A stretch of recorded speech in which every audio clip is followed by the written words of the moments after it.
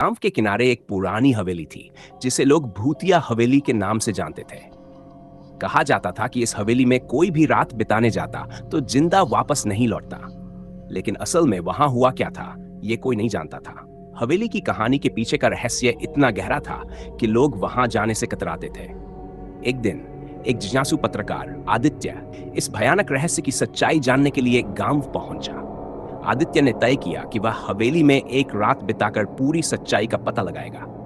गांव वालों ने उसे खूब चेताया, लेकिन आदित्य की जिद के आगे किसी की न चली। उसकी आंखों में केवल एक ही सवाल था, आखिर इस हवेली में ऐसा क्या है जो लोगों को खींच लेता है और वापस लौटने नहीं देता। रात के गहरे अंधेरे में आदित्य हवेली के विशाल दरवाजे के सामने खड़ा था।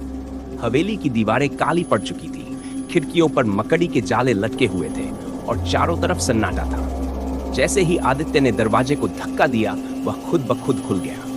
अंदर घुसते ही उसे एक अजीब सी ठंड महसूस हुई, जैसे कोई अदृश्य शक्ति उसे देख रही हो।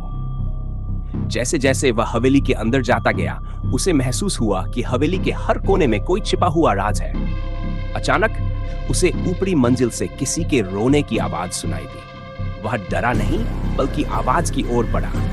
ऊपर पहुंचकर उसने देखा कि एक बूढ़ी औरत सफेद साड़ी में लिपटी हुई सीढ़ियों के कोने पर बैठी थी। कौन हो तुम और यहाँ क्यों आई हो? आदित्य ने हिम्मत करके पूछा।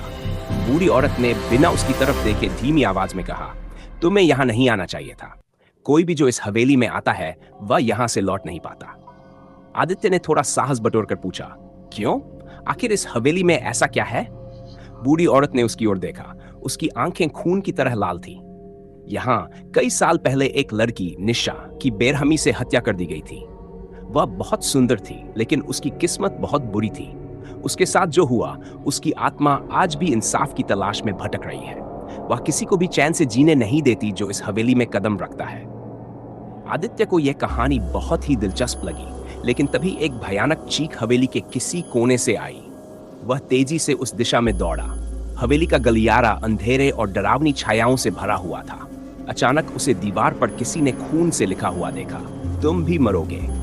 यह देखकर आदित्य का कलेजा कांप उठा, लेकिन उसने हार नहीं मानी। वह हवेली के तहखाने में गया, जहां उसे एक पुरानी अलमारी दिखी। अलमारी खोलते ही उसे एक छिपा हुआ कमरा नजर आया। कमरे के अंदर एक पुरानी डायरी थी। उसने डायरी को खोला और पढ़ना शुरू किया। यह डायरी निशा की थी। डायरी में लिखा था कि निशा को हवेली के मालिक ने एक तांत्रिक अनुष्ठान के लिए बलिदान कर दिया था, ताकि वह अमरता प्राप्त कर सके। लेकिन अनुष्ठान गलत हो गया और निशा की आत्मा हवेली में फंस गई। वह आत्मा अब बदला चाहती थी, और जब तक उसे इंसाफ नहीं मिलता, वह किसी को भी चैन से जीने नहीं देती। इतने में आदित्य को अपने पीछे किसी के होने का एहसास हुआ। उसने पलटकर देखा तो निशा की आत्मा उसके सामने खड़ी थी। उसके बाल बिखरे हुए थे और उसकी आंखों में आग की लपटें थीं। तुम यहां से नहीं जा सकते, निशा की आत्मा ने कहा।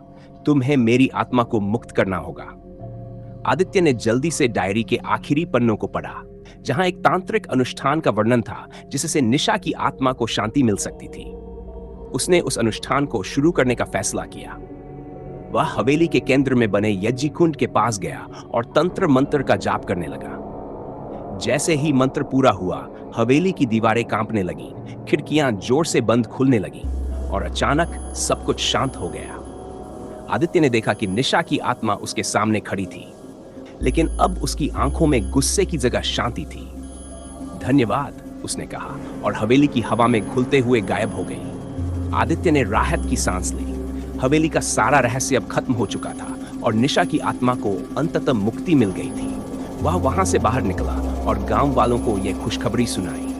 हवेली जो अब तक खौफ की वजह थी, अब सिर्फ एक पुरानी इमारत बनकर रह गई। इस कहानी का अंत हमें यह सिखाता है कि हर रहस्य को सुलझाने का एक तरीका होता है, और कभी-कभी हमें अपने डर का सामना करके ही सच्चाई का पता चलता है। क्या आप कभी ऐसी जगह पर गए हैं जहां आपको अजीब घटनाएं महसूस हुई हों?